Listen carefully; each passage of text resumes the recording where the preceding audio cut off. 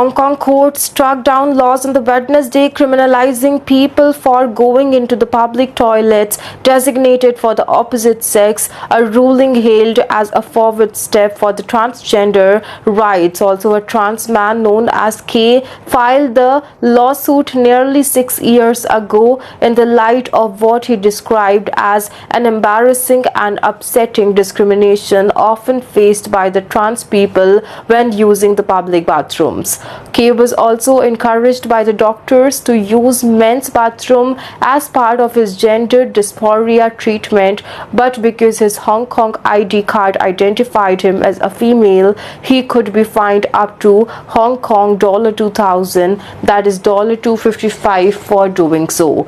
He did not receive criminal penalties but recalled a situation where his entering a woman's bathroom led to tension and misunderstanding. Also, the way people looked at me and doubted me was very painful, he told the Millennium. Also, when the rules are abolished, I believe it will reduce these embarrassing situations. Key has also argued that existing rules breached his rights to equality, privacy, and freedom from discrimination.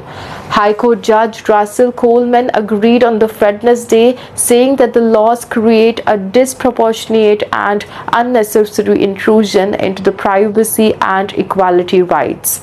Many trans people choose not to use the public conveniences at all due to fear, the threat of harassment, and to avoid having their gender identity invalidated or undermined, the Coleman said. The judge is also giving the government a year to consider whether it wishes to implement a way to deal with the contraventions. Also, Hong Kong's government said that it would study the ruling and consider the follow-up actions.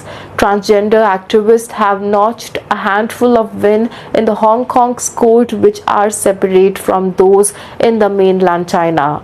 The city's top court decided in 2023 that it was unconstitutional for the government to require a person to complete full gender-affirming surgery before the sex entry on their ID card that could be changed.